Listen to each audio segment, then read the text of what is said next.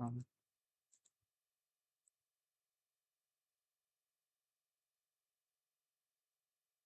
okay, I hope this is my screen is visible. So I'll share this file later. So here you just type COMSOL electrochemical polishing example. So here from the COMSOL library,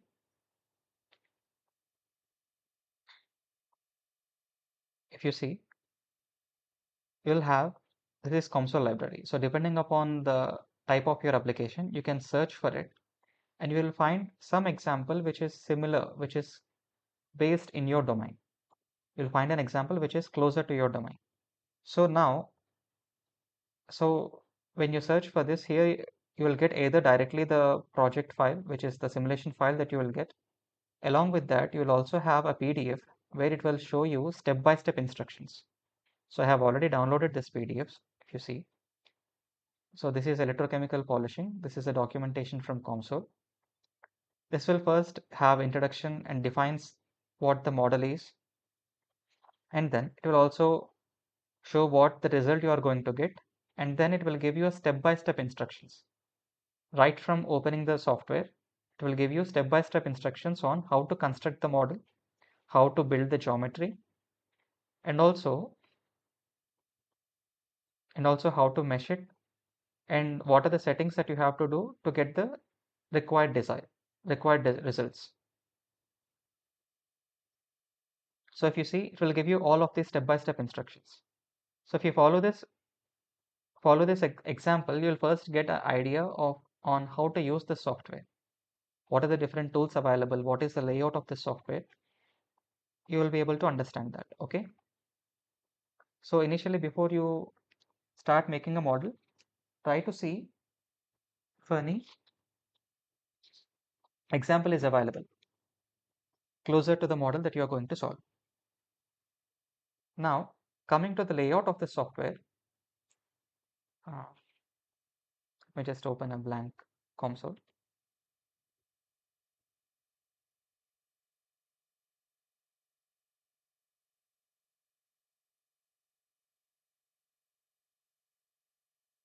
And one more thing about console is, say suppose you have built a model on 6.1 version. Now here currently I'm using 6.2.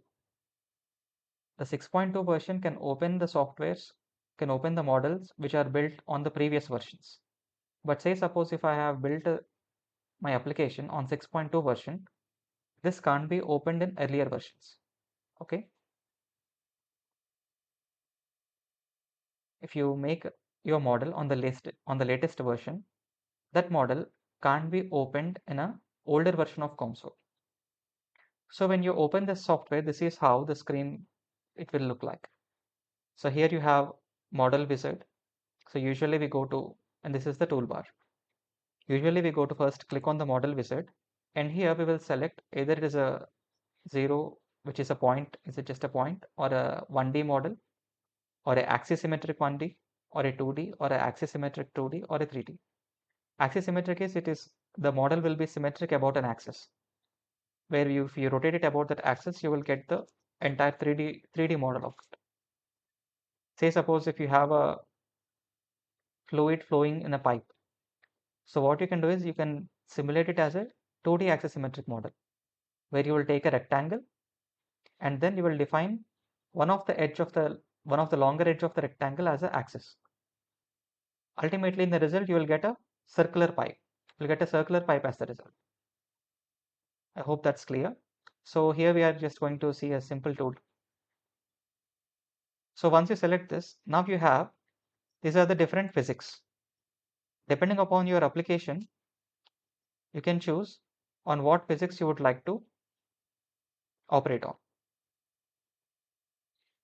So here in this case, I will choose electric currents, EC model. Once I double click it, here you can see the dependent variable, which is electric potential. And then we are supposed to add the study. Now, what does the study imply? The study is either we are going to study this simulation at a fixed timeline, at a fixed time frame, or are we going to study the simulation over a period of time? like how it is progressing from 0 seconds to 10 seconds. For example, say suppose you have a simply supported beam or say a fixed beam. When you have a fixed beam, once the load is applied, the beam will deform, right? So for this, stationary study is sufficient. As you apply the load, the beam has deformed, right? Now, it doesn't take, so for this, we can use a stationary study.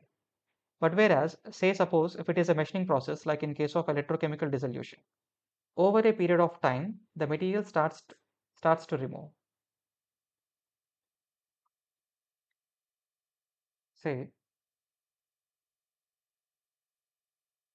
suppose if you have a simply supported, if you have a fixed beam and if you apply a load, it will just deform. For this, you don't need a stationary study would be sufficient for this. But whereas if you are doing a machining process,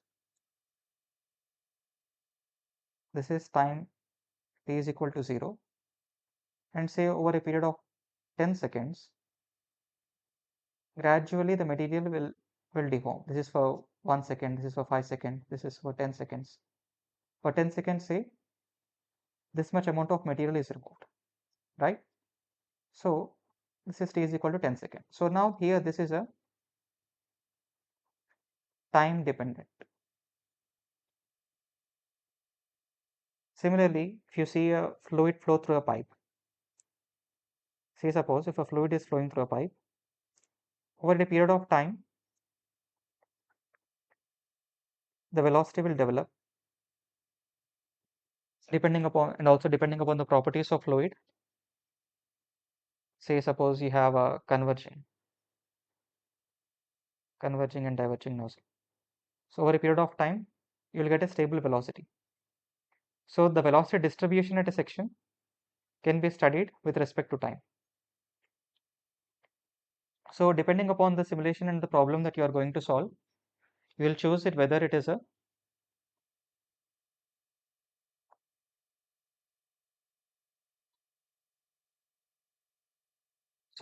a stationary or a time dependent. So here we'll just select a time dependent and then select done.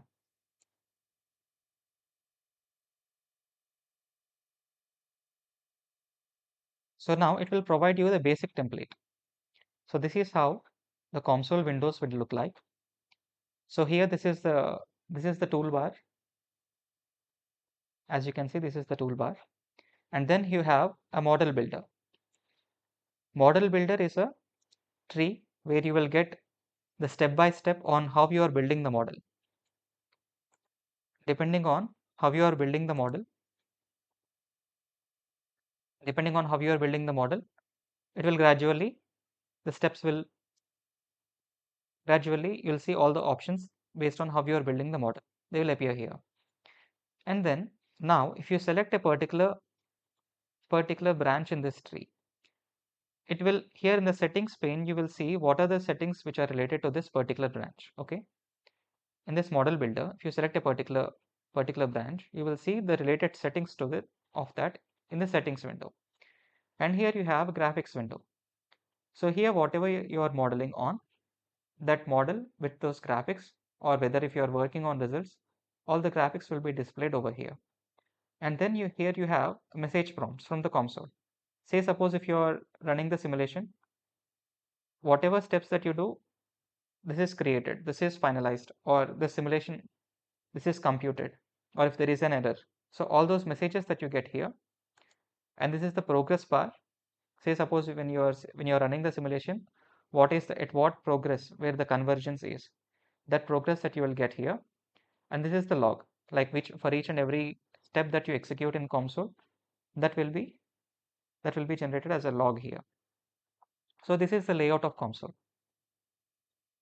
Now here, if you see, here you have home, where here you can add physics, you can also build the mesh, you can compute the simulation. Whatever options that are available here, if you see the sketch, material, physics, mesh, study, all of these can be accessed even from the model builder as well. Say suppose if I go to geometry, here you see there are options to draw circle, ellipse, rectangle and all. And here also if you see I have a branch called geometry. If I right click here, I'll get all those options. So whatever options that I have in the toolbar are available in the model tree as well. Say suppose here we have selected the physics as electric currents. Now if I right click here, I will get all the boundary conditions. Now before I go any further, I will just like to give a small glimpse on finite element analysis softwares and how they work. For this, we'll just take a simple example on a simply supported beam. Okay. So if you see, you have a. Are you all following? Just give Yes, me a. sir. Okay. Okay, fine.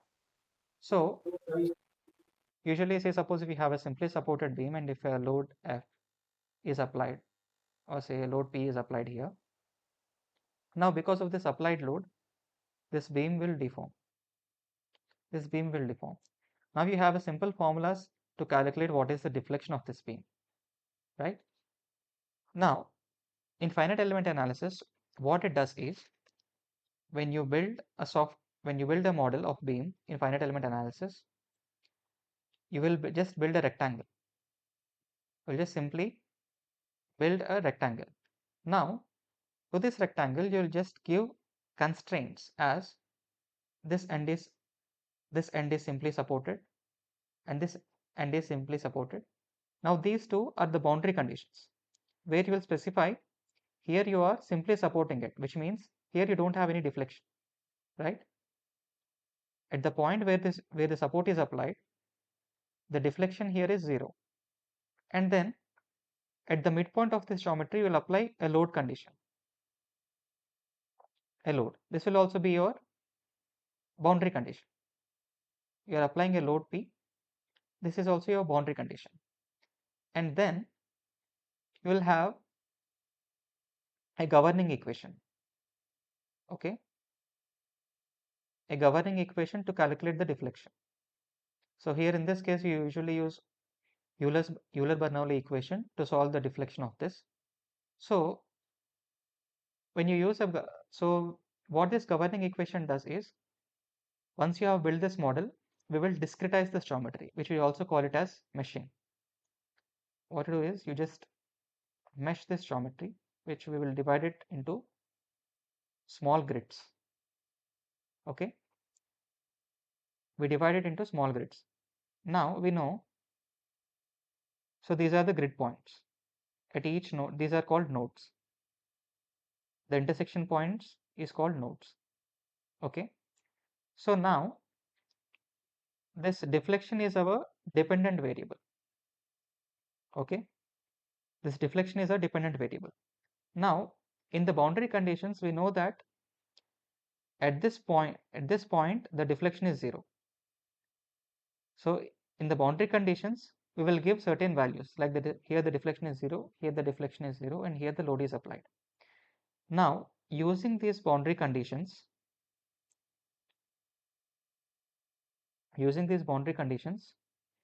what it will do is it will apply in this governing equation and solve the deflection at this node.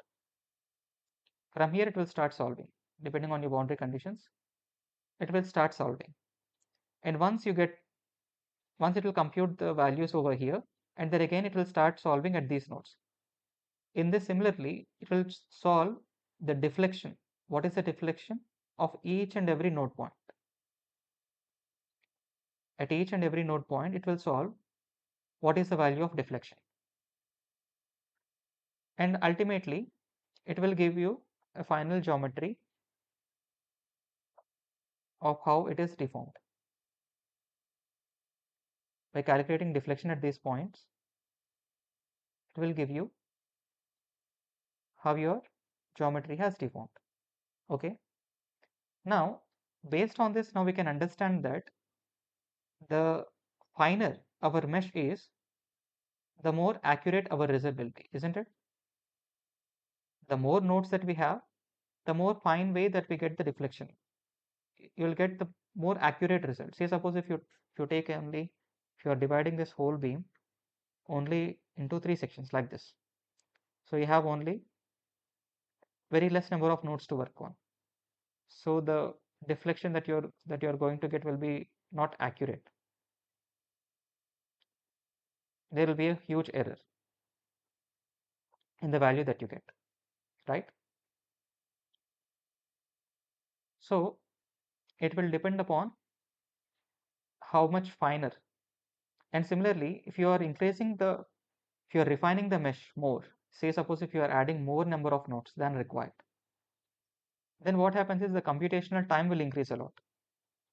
More the number of nodes that we have, the more time it will take to compute, right? So there is always, you should always decide depending upon your model, what should be your proper mesh size, at what mesh settings that you need to operate. Okay, so this is regarding finite element analysis.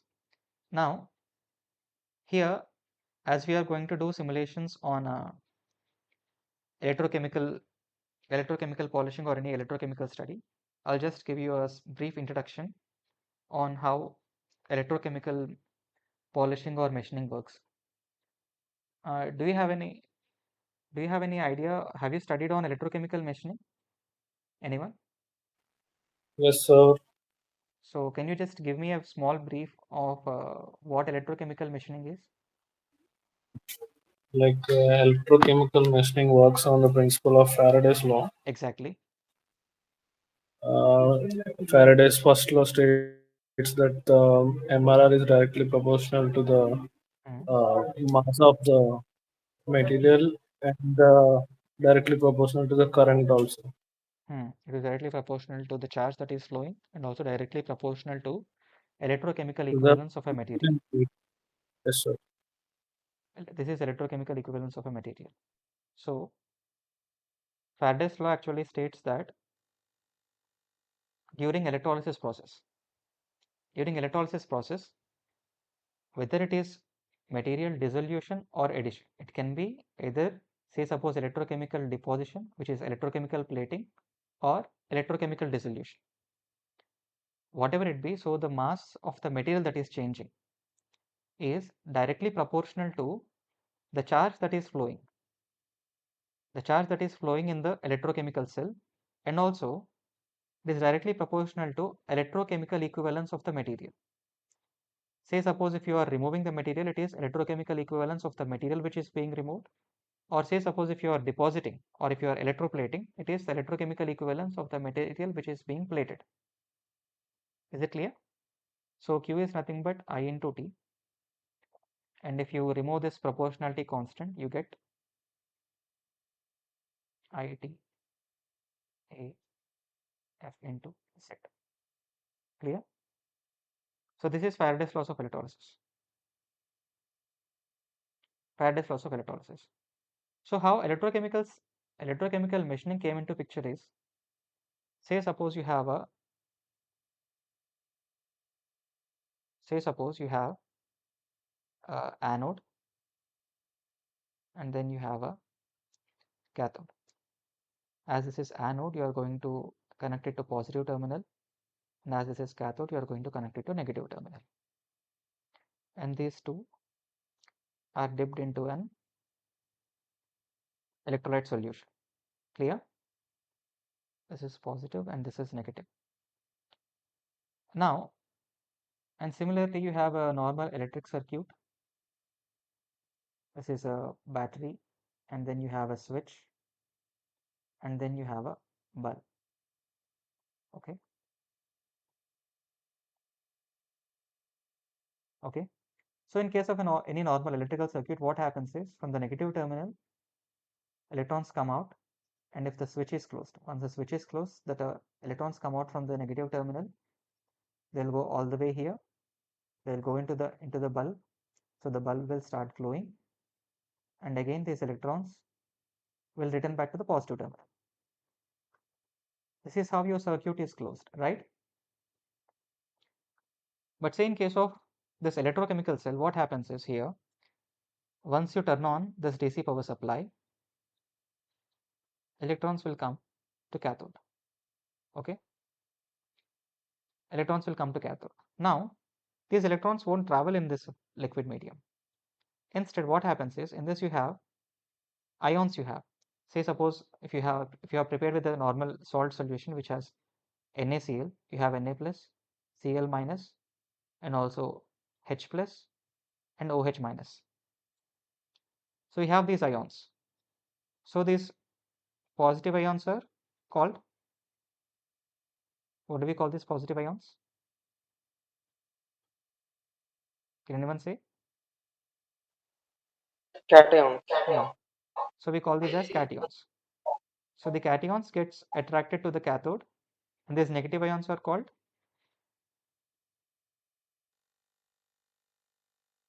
can keep your mics on. Anions. Yes, anions.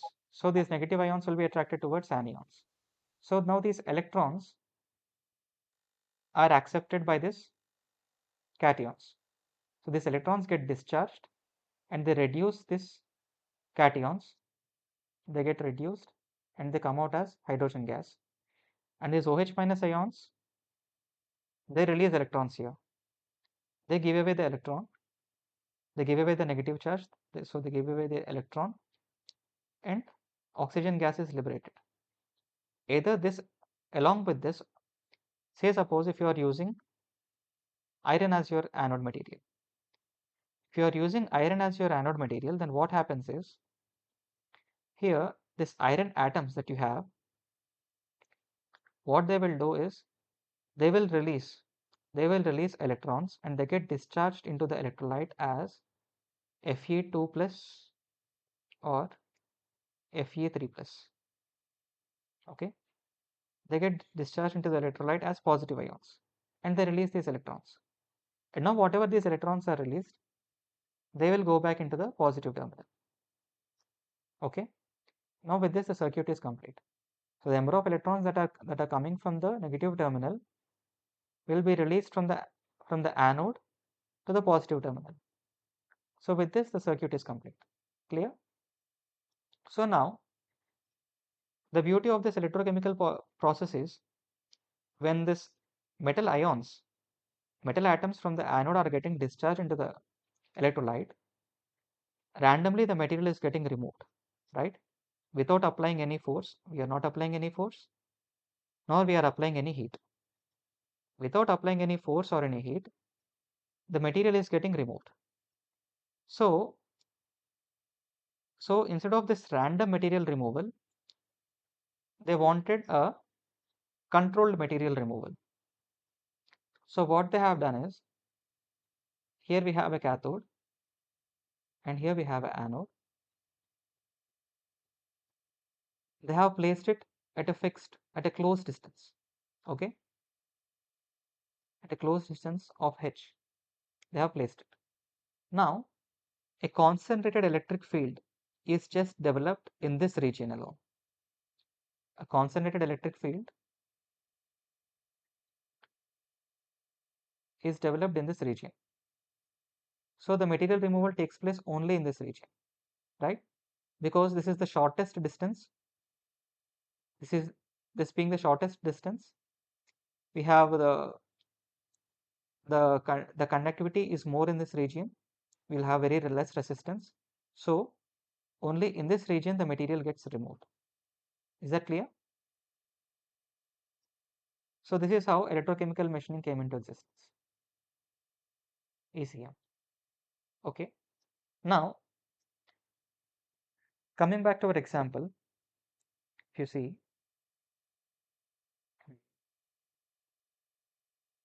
so this is the PDF that we have downloaded from the internet, as I have shown to you before.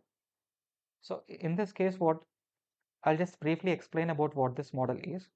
So this is the geometry, if you see.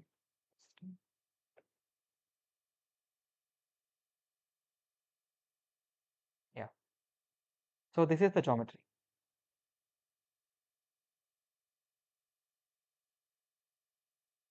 This is the geometry.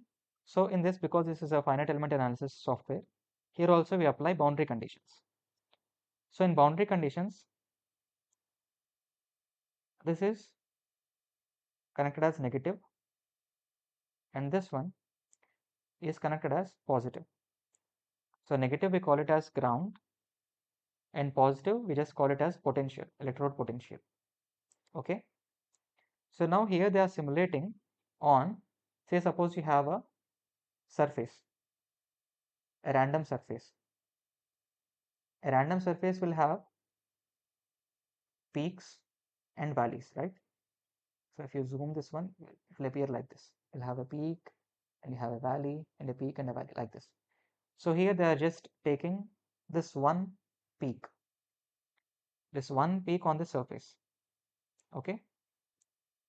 They're just taking this one peak on the surface and they're trying to simulate how how this peak will be reduced on applying this potential of 30 volts with an electrolyte having certain conductivity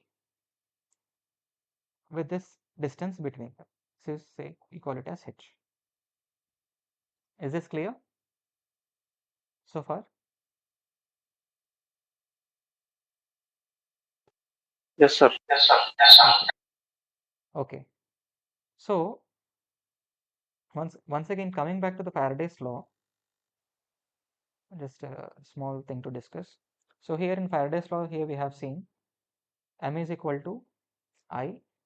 This is I is current, T is the time for which the current is flowing, A is the atomic weight, F is the Faraday's constant, and Z is the valency. Now, if I bring time to here, now this will be the material removal rate, MRR. Okay. So now instead of mass, what I want to do here in the simulation, if you see, this is a 2D model, right? This is a 2D model.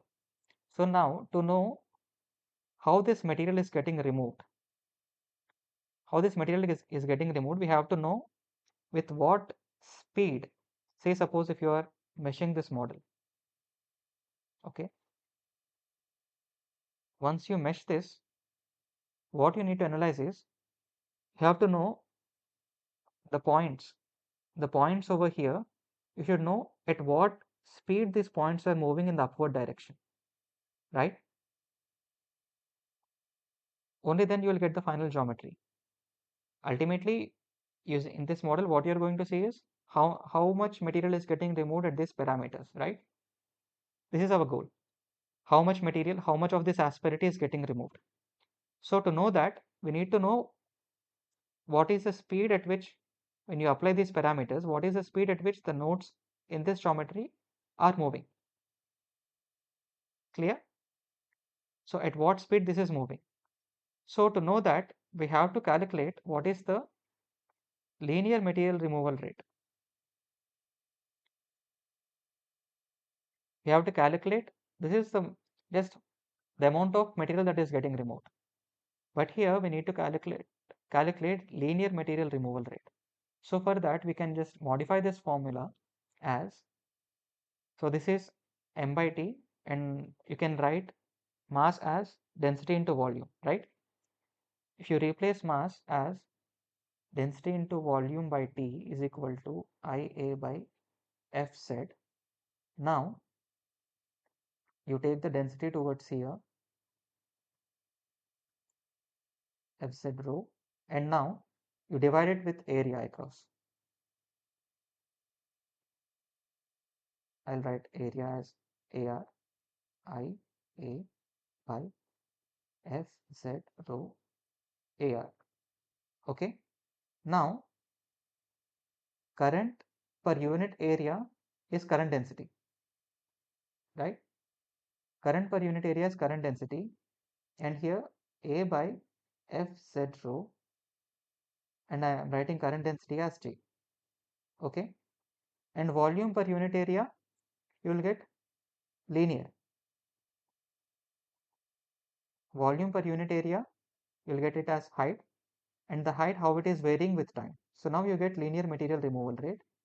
which is equal to, now if you see here, this is atomic number, Faraday's constant, valency, and material density.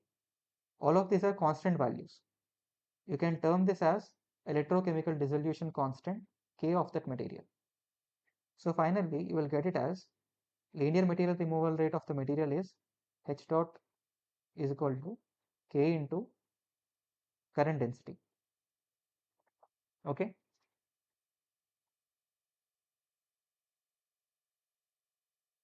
I hope you understood this one. So this is very important for us. Now getting back to our model. So with this formula, we will be able to calculate.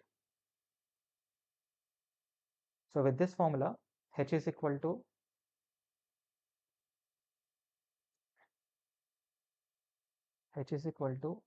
K into J bar.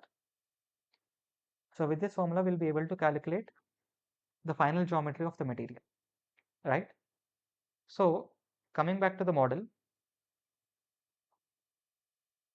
here, I will just open this example and I will show you. So previously here before we have seen on how to come to this page, right? So now, first we need to build this geometry. So say suppose if you have any parameters. Now here we have the main parameter is this electrochemical dissolution constant, which we will calculate, and we can name that as K, and give that value here. I'll just show this model which is already built.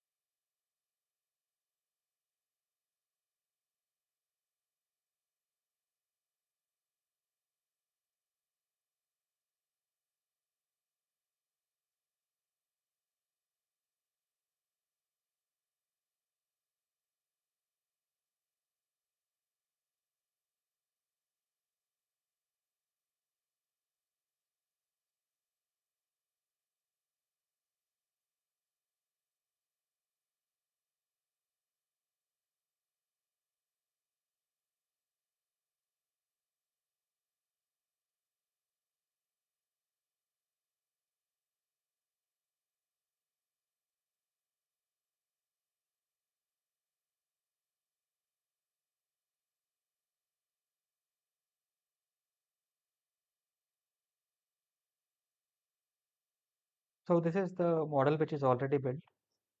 So here if you see we have global definition is the parameters that we define for throughout this model. Whatever you define here is going to work throughout this model. Okay. So here we have these parameters. In this, the constant K, electrochemical dissolution, that is defined, and then we have the components. So in this component here we have geometry. Say suppose if we have any variables to define, we can define the variables here. This is not necessary for us right now. So here we define this geometry. Here just we have drawn a rectangle. If you see here, first we'll draw this rectangle. We will know this is the width and height of this rectangle, and this corner we are positioning at this point. If you see, this is the x value of this corner, which is at around minus 1.4, and y value of this corner is 0. Okay, and this is the dimensions of this rectangle here. And then we have also drawn a circle at this position where you give the radius, and then also you will specify the center of the circle, and then we do a difference operation to make this greater. So now you get the asperity over the surface. This is our anode surface. So this boundary that you are seeing here, this is the anode, and this is the asperity over anode. Asperity is nothing but a peak point due to the surface roughness over anode, and this line is our cathode, and this entire region is our electrolyte. Okay, and ultimately we'll just create a union so that our whole model is formed, and then we will add AC currents module. Now this is the physics.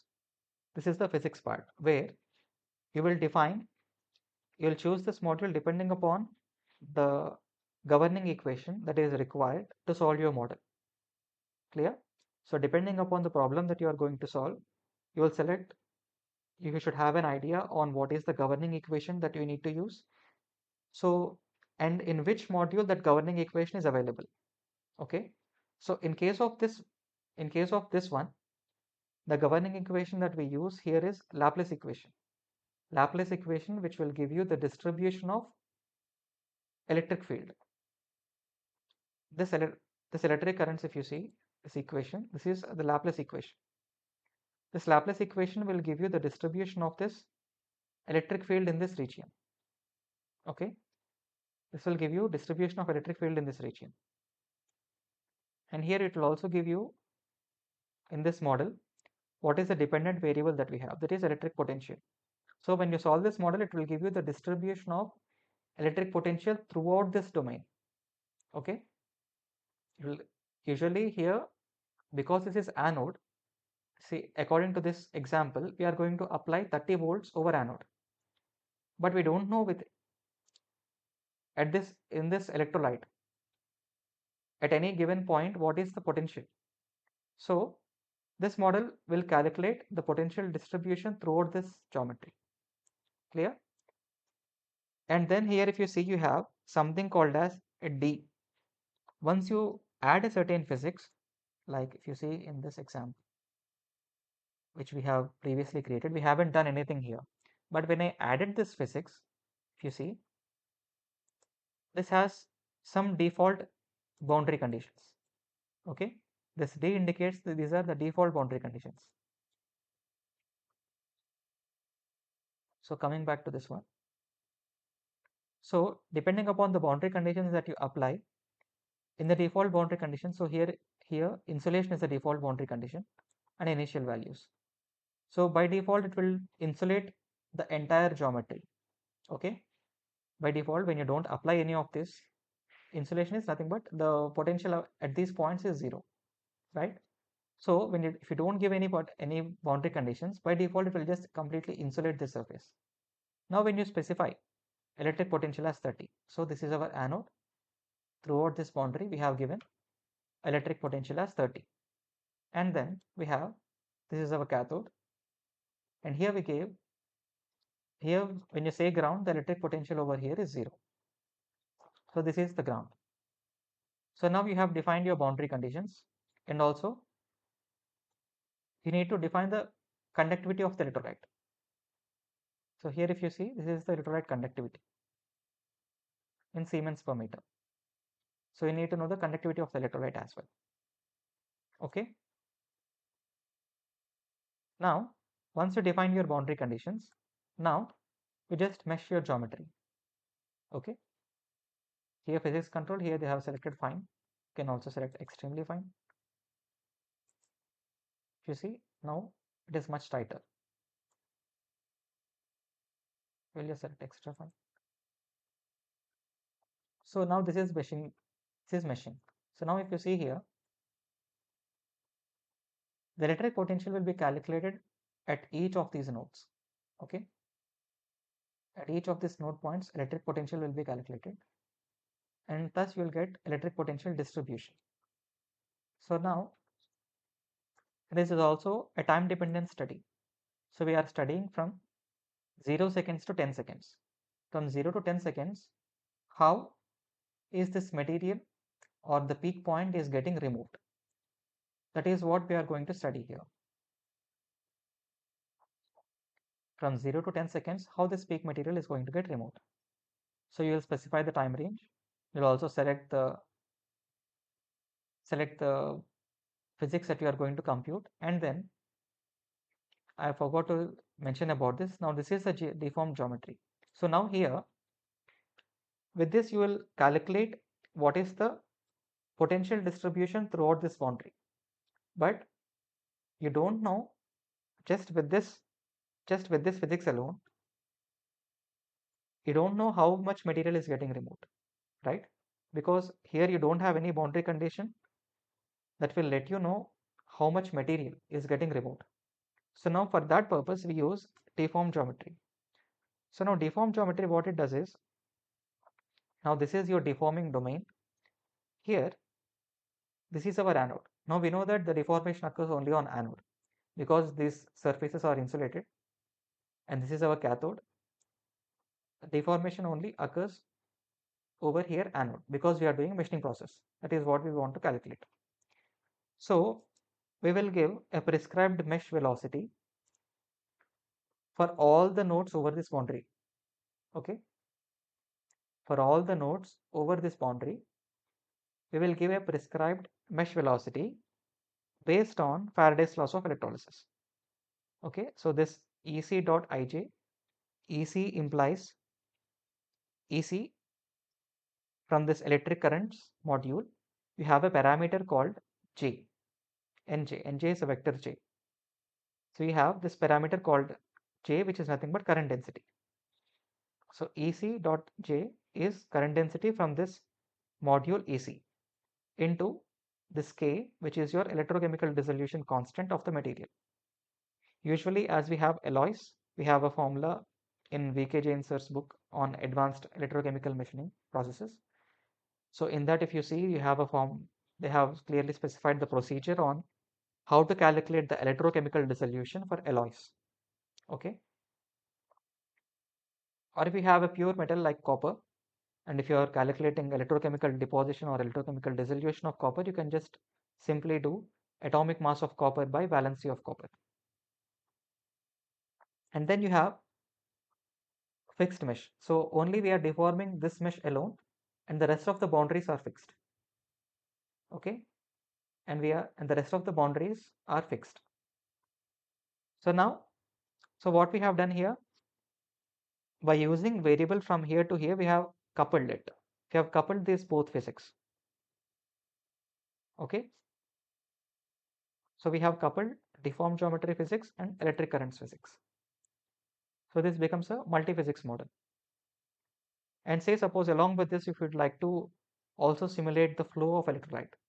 Say suppose this is your cathode and this is your anode, and you want the electrolyte to be flowing in here in this channel. So now you can add depending upon the type of flow, whether it is a laminar flow or a turbulent flow, you can add from physics. If you go add physics, and here you can go to fluid flow, and here you can have a single phase flow, laminar flow. Just double click it and it will be added here. Once you double click any physics, that will be added. Now here if you see, by default you have these boundary conditions, which is fluid property, initial values, and wall. Wall is a, these three are the defaults. If you see here, by default it has selected all of these conditions as wall. But if you want to have electrolyte to be flowing, you have to add an inlet, which is here.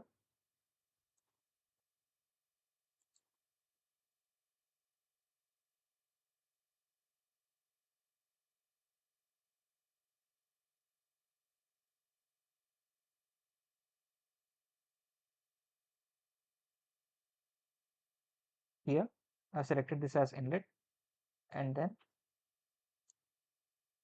and you'll also specify velocity. Say suppose I'm just randomly giving it as 10, and then you'll also specify. Sir, it seems you have some network issue. Sorry. It seems you have some network issue. We are unable to hear your voice clearly sometimes in the middle of the presentation. Okay. Um,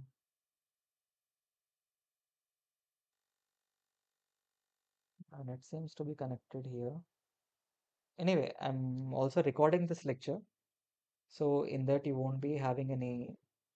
If you have any doubts in that, you can ask me now. If you have missed because of poor internet, if you have missed anything, I can repeat those things. And also I will share you this recorded lecture as well. So do you have any doubts so far? Like anywhere you have missed? I will repeat it again.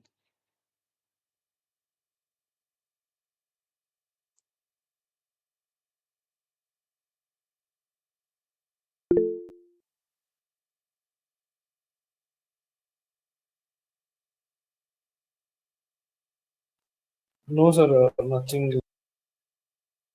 Okay, I'll just continue now.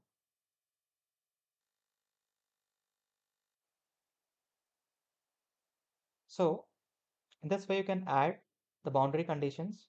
Here if you see, here we have added inlet, and similarly you can also add outlet, and you also have open boundary condition where, say suppose if this is open domain, say suppose this is your tool and this is your workpiece, and then these boundaries are open, right? So you can also add open boundary condition. So this way you can, depending upon your model, you can add the required boundary condition and give those values, and then you can compute it. Okay, I'm just deleting it.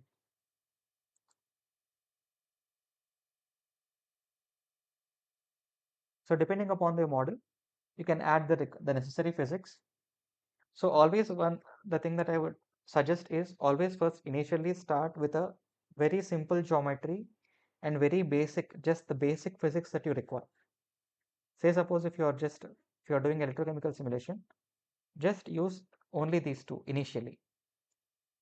Initially use these two and keep your geometry as simple as possible. And with the boundary conditions like the electrolyte electrolyte poten electrolyte conductivity, applied potential, with and also the material dissolution constant. Once you define these, you try to, and after defining this geometry, try to run the simulation. You will face some errors. If your model is simple, you will be able to understand easily where you are facing the errors. Clear? You will be able to understand the error message, and you will, as you have very less number of components, that to track the error and to rectify it will be simpler. So once this a simpler geometry and a simpler model gets successfully executed, then you can add multiple physics, and then slowly, gradually, you can add more and more complexities to get it closer to your real module, to your real. Usually, we do experiment to see, to know. Usually, we do the simulation to know what would be the expected outcome in our experimental results, isn't it? So, what usually we want to keep our simulation model as close to experimental conditions as possible. But if you add too many physics, it will make your model too much complicated, and it will be very hard to done, right? So we'll try to simplify the model as far as possible initially, and we'll go with a simple model, and then gradually we will add more physics to bring it closer to the experimental result. And always in a numerical simulation, certain assumptions, we always go with certain assumptions, so that we can reduce the complexity of the model. You should, say suppose in electrochemical polishing, electrolyte, the when you apply certain potential, the electrolyte will heat up, say suppose to from room temperature to, usually it goes till 60 or 70 or 80, but it won't go till boiling point and evaporate. It won't go till that point. If you are going to that point, then you are not doing electrochemical machining, but it is some other process, which will be electrochemical spark machining. That is a different process, where a lot of gas formation will take place at the electrode, and sparks will start forming at the electrode. So when you're doing electrochemical machining, the temperature of electrolyte will increase a little. Because of that, even the conductivity of the electrolyte will change. So here we are neglecting that to simplify our model. If you like to add that as well, then what you do is you also add the heat transfer module, and also link it up with the electrolyte conductivity to know how the conductivity of the electrolyte is varying. And for that, you should also have a function to see how the electrolyte conductivity is varying with respect to temperature. You can use that function as an input in this heat transfer module, and with that you will get to know how the electrolyte conductivity is varying, and with that what is the effect you are getting on your material dissolution. Okay, so in that way, once your simpler model is solved, later on you can add, slowly increase the complexity, and then you can make your system closer to your experimental result. I hope that is clear. And then going to study, here we have seen this, we are just going to define here what is the range. So now once this is done, we'll compute the model using, you can just right click the study and click compute, or you can also select compute here, compute from the here from the toolbar. This is compute. Okay, let's select from here or here. Whatever functions that you get from the, whatever functions that are present over here can be accessed from the model builder as well. If you right click it at a particular node, you will get all the necessary settings windows that you have with respect to these nodes. So once you compute it, now you get coming to the results part. So now if you see here, so now this shows how the electric potential is getting distributed, right?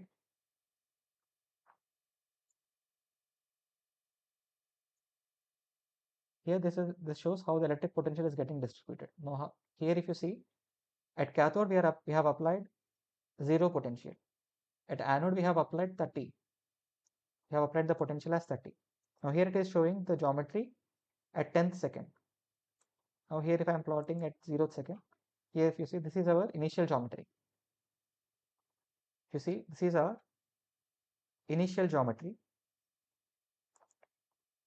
So here if you see, the potential applied here and the potential applied here. Now if you go to 10th second and if you go for plot, so now this asperity has reduced, right? And also the electric potential distribution has varied a little because this geometry has changed due to electrochemical dissolution. And similarly, here you can see how electric current density is being distributed. Here, because this is closest, this point, because this point is closest to the cathode, here you will have the maximum current density. And gradually, usually it also at corner points, the current, it is like a hotspot. The corner points acts as hotspot, so even there you get a sharper current density distributions. If you neglect this, here if you see the maximum current density, you can see, you can observe at the least distance between anode and cathode. And also here, this is the minimum. You can also plot this minimum value and maximum value. And also you can add a 1D plot as well. See here. So these are all the 2D plot groups. If you see here, if you right click this, because this is a 2D model, we can't add a 3D plot group. You can add 3D plot group if your model is axisymmetric, but here we haven't taken it as axisymmetric. So we just go for, you can either take 2D plot group or a 1D plot group. Go with 1D plot group, and here I want to plot a line graph. So in line graph, I like to see how the anode is getting deformed. Okay, the expression I'm going to use here is y, and let us select the units as micrometer. And let us just click plot and see. So here if you see, let us turn on the legends as well. So the initial line, so this shows at this blue line, this is at 0 seconds. This is the initial geometry. So this is how our initial geometry was at 0 seconds. Okay, and now with 1 second, this is how it is varying. 2 seconds, 3 seconds, 4 seconds, 5 seconds, 6 seconds. Okay, till 10 seconds. So this is how it is varying, and it is varying based on the Faraday's law. Clear? So this is how you can study how your geometry is varying and how your electric field is getting distributed and how the current density is getting distributed and also what are the minimum and maximum values. So all these things, all these aspects can be studied in the simple model. Is it clear so far?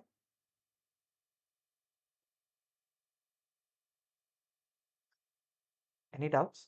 Yes, sir. Similarly, I would just like to show on electrochemical deposition as well. Just a small example I will show.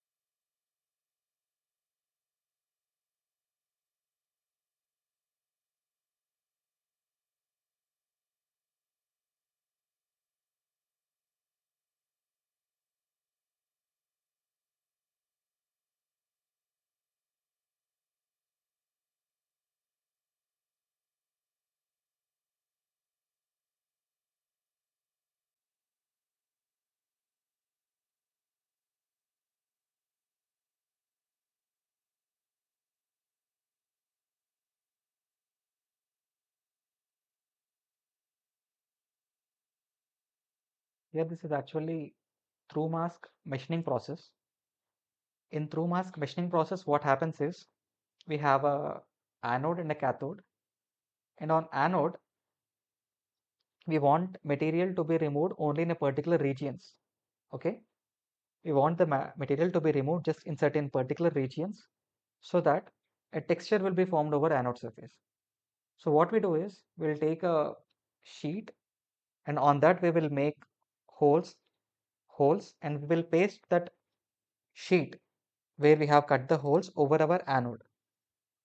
Then on top of that we will place cathode so that the material will be removed only in the regions where the anode is exposed. So this is called through mask machining. Okay. So now even here, if you see, the structure of the model is very similar, just like in our previous case. We have a parameter where k is defined. Just the geometry alone is changing.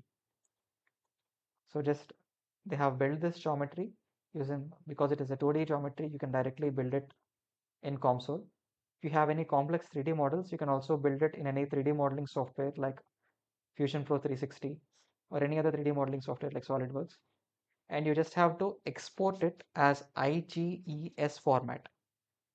You have to export it as IGES format, and that can be imported. If you right click this geometry, you have this option import. Using this import option, the geometry can be imported, and once that is done, so now here we have the same electric currents module, and here we have electric potential where they have defined this surface as anode, and then we have this is cathode. This surface is cathode,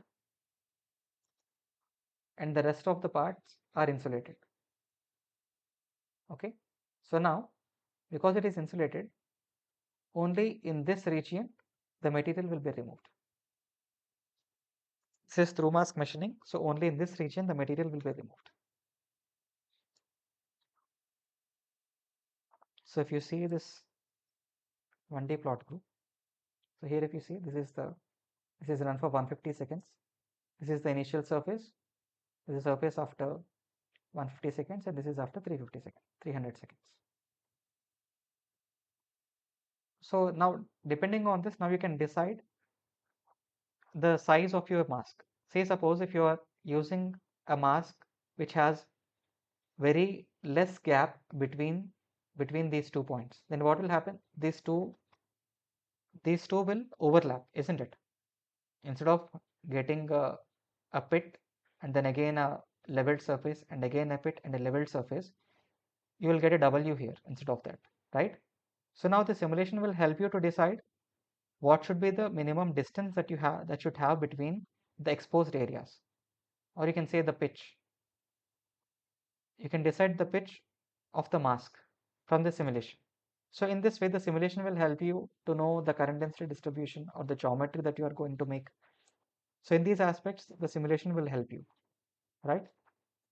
And as we have seen before, the Faraday's law holds good for both electrochemical dissolution and electrochemical deposition as well.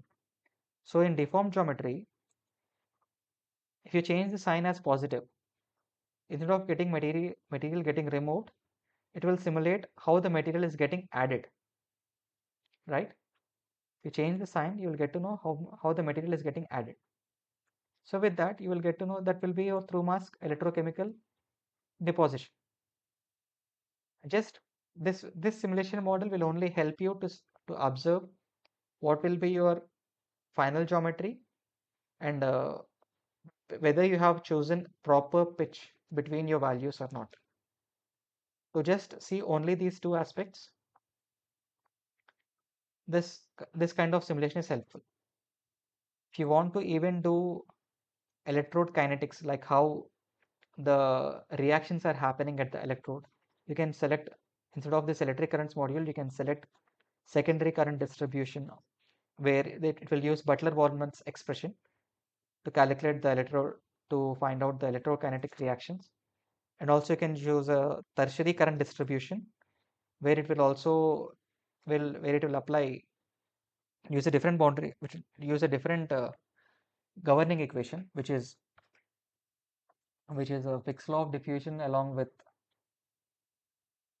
uh, Nernst-Planck equation. So with those, so depending upon the complexity of the model or the outputs that you like to seek from your model, you can add those complexities. So this is all about basics of COMSOL.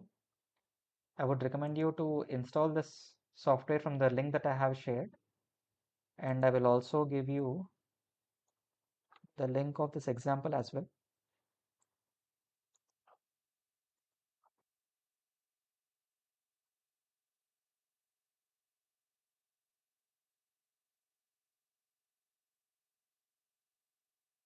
So from this you can download this PDF.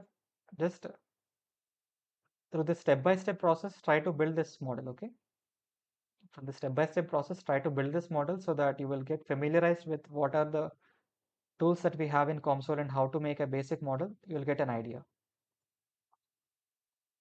So please do this so that you will get a idea on how to do the COMSOL simulations. Any doubts so far?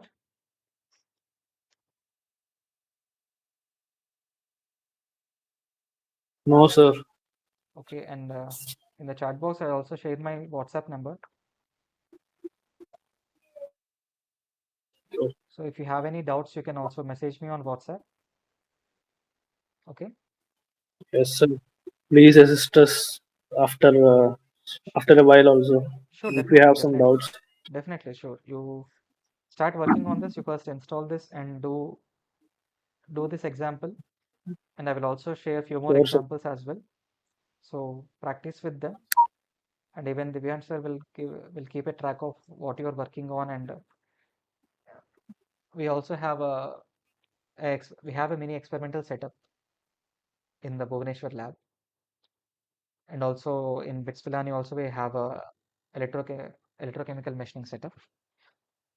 So depending on your interest, you can carry out experiments over there, and if you like to do any experiments over here, you can also, like last time, one of the PhD scholar from IIT Bhubaneswar has come here.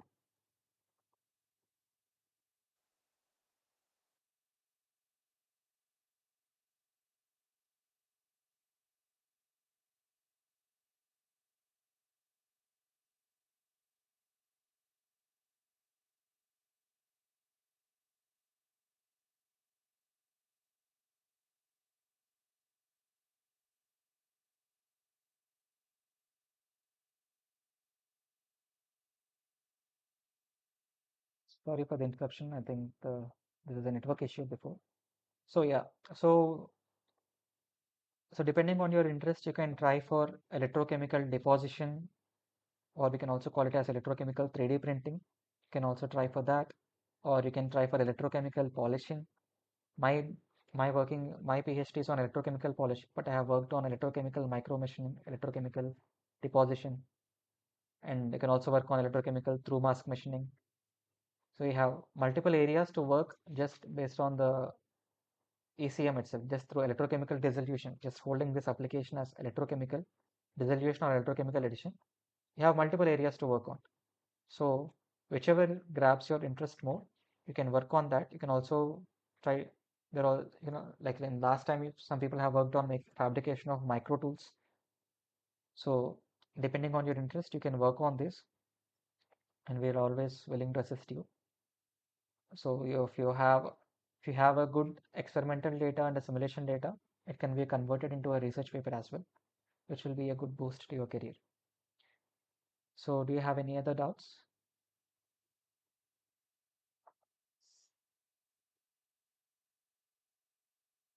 Hello?